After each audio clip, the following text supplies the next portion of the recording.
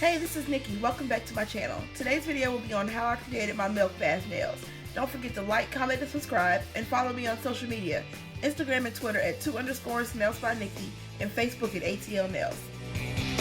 So I do have full videos of my prep process that I will explain more in detail below, but I don't think I've ever done a video showing myself applying tips, so that's why I left it in for this video. I go through and I do a kind of a semi-prep where I am going to etch the cuticle area and lightly file the surface of my nails, but that's mainly just so I have a scratched up surface to stick my tips to as well. But I am going to blend the tips in later, so I'm not going to get this part very perfect because you'll still see a few shine spots. So I'm going to go back over that after I apply tips.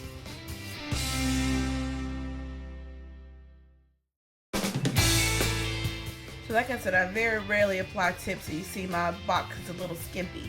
But I go ahead and the first thing I do is I put my tip on each finger and I glue them as I go. You check and make sure that nail fits sidewall to sidewall. You don't want it to be too small and too big.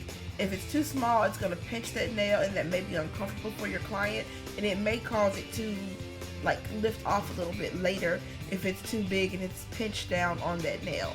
If it's too big, you're going to leave gaps and you can have potential for water getting under the nail and getting greeny, and you don't want that. Your client doesn't want that. So make sure your nail fits.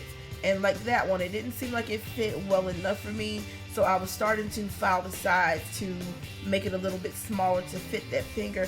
But then I was like, well, let me try this one, because some of those I think in that kind of empty space were randoms that never got put back in their right place because I don't use tips often, and I've probably dropped this box at some point. Another important tip when applying tips is making sure that you hold that nail in place long enough for the glue to dry completely and that you don't have any air bubbles, because that's going to leave another space for water to potentially get into, and again, you don't want that. So I'm going to take my stork scissors and go ahead and cut these. If you use them, just be extremely careful. They are very sharp and it's so easy to cut your client with them. So whenever I do tips, I go ahead and cut them into roughly into the shape that I want to do my nails. I don't like to cut too much off, because once you cut too much, you can't put it back, and it's a headache trying to either take that tip off and put a new one on, or you're having to sculpt the shape back out, and then that defeats the purpose of using tips instead of sculpting, which is why I prefer sculpting, because you can always fix your shape while that form is still on. So I check them and make sure that they are close in size and length that the others are, because I've already done my other hand, but I am going to leave them slightly longer because when I do my final shaping, I don't want to have one hand being shorter than the other.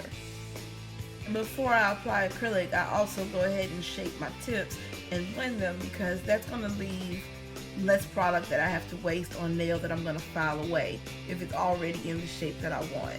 You don't want to do it on a nail that's already, you leave it as is, square, or the long, just the natural shape of the tip, because when you go to file that off later, you're just throwing away product by filing away product that you knew wasn't the shape that you wanted to begin with. Now I'll start blending my nails. Sometimes I will use like acetone if the nail's not blending well, but I don't usually have a problem blending. That's more something I learned in school when I was first learning how to do it, because it did make it blend a little bit better and get more flush to the natural nail.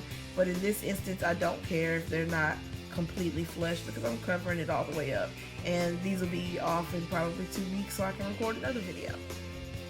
But another tip not related to this video, when you're doing fills, you can also use acetone instead of a product like Line Out or primer to blend your fills better, and that does help a lot if you're having a trouble getting that line blended back into the natural nail.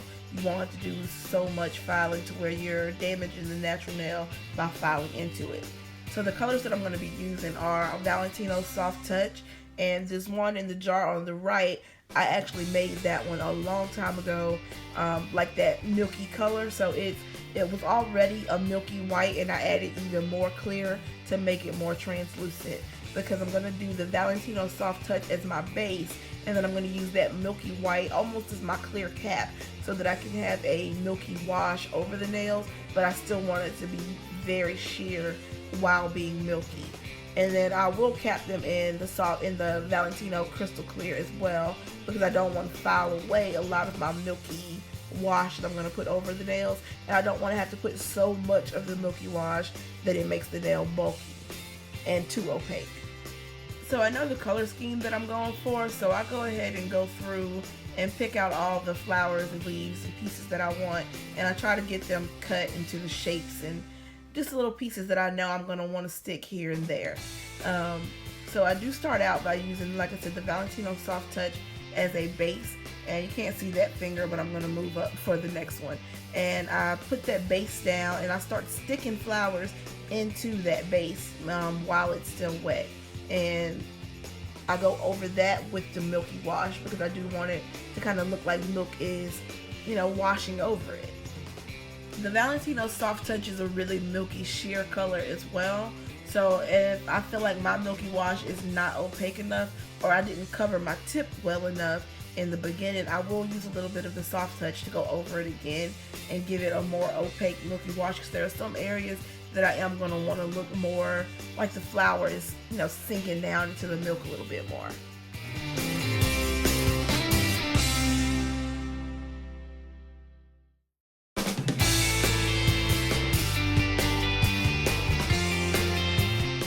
So normally when I'm encapsulating pieces, I will do each step all at once before I move to the next one.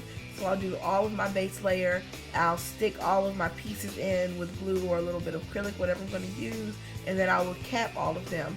But in this instance, because I wanted them to almost be layered, like I would put the flowers in, put a little bit of the milky white, and then stick more of another flower to give it more dimension, I did everything at once in this set. I try to stay in view as much as I can, but I get really distracted because I'm usually watching Netflix or Hulu, or in this instance I'm watching Game of Thrones while I'm recording this video. So I keep slowly moving back to close to myself and out of camera view because I'm not used to doing my own nails on camera.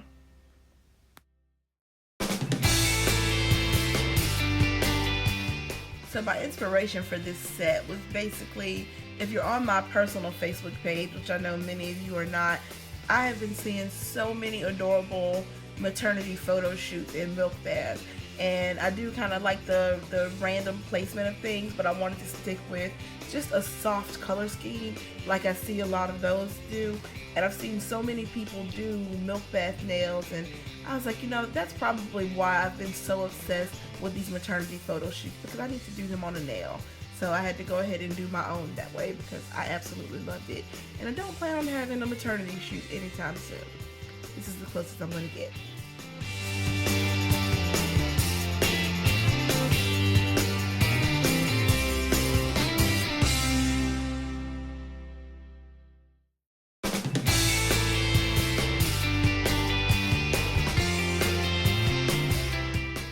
Those yellow flowers were up a little bit more than I wanted them to be, like height-wise off the nail. So I know that when I file that nail, I'm going to file some of that away. But it's okay because some of it will still be there. And to me, this kind of design is perfect because, nobody knows that I filed away some of that flower. But it's okay because it's still going to be in there and it's still going to be very pretty.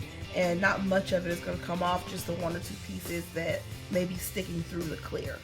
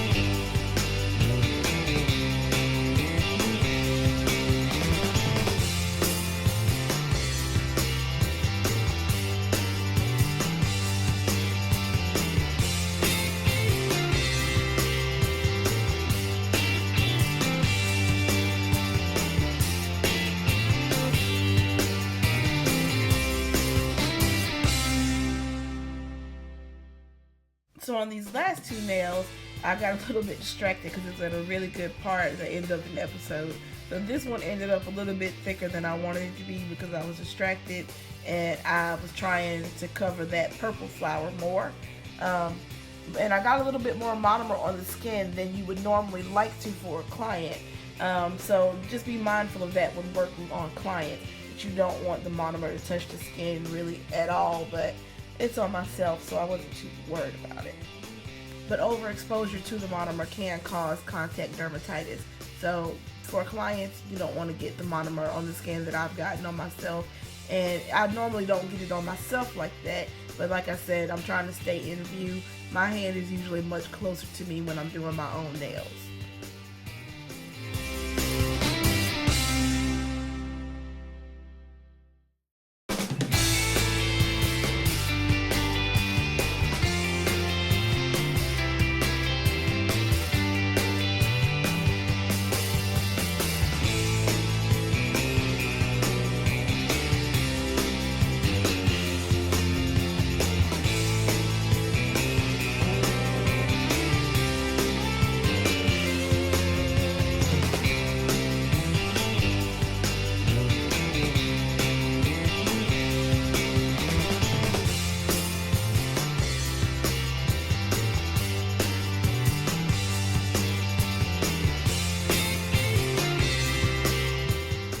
I do this in like every video. I start filing the nail, and I know I prefer to e-file first. So I go ahead in with my e-file and I'm gonna contour that nail, clean up the cuticle area, and I use my e-file to shape the sides a little bit as well. That helps take away some of the filing that you have to do by hand. So I make sure that I do that carefully and slowly so as not to cut myself.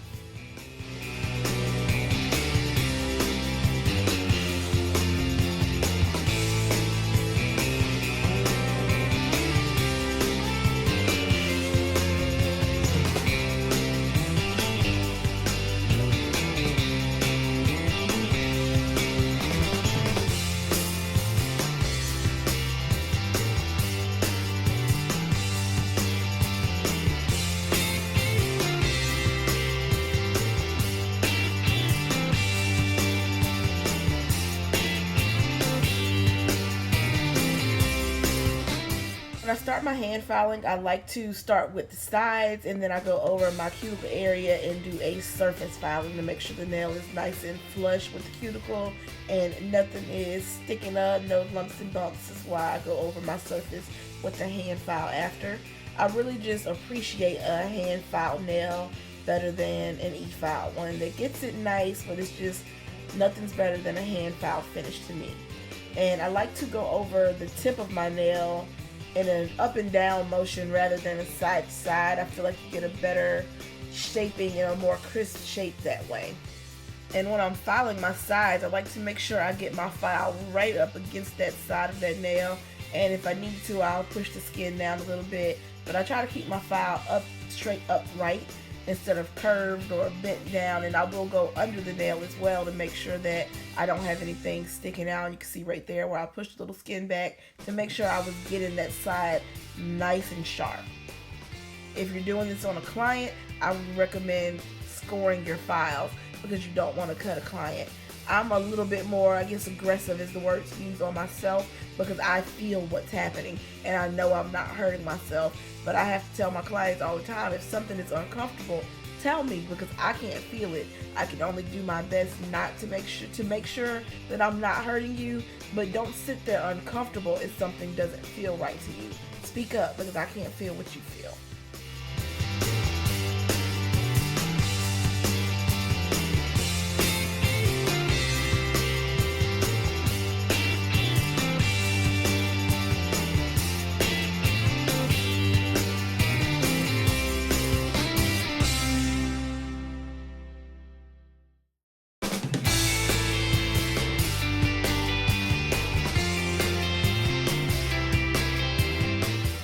So this is the nail that I said ended up a little bit more thick than I wanted it to be because I was sucked into Game of Thrones. So I am going to go back over that one with my e-file some more because like I said, I would use that to kind of clean up my sidewalls, and I don't want to sit here and have to hand file that that much. So I'm going over the surface some more, and I'm bringing in those sides more with my e-file to save myself the strain on my hands of hand filing, all of that.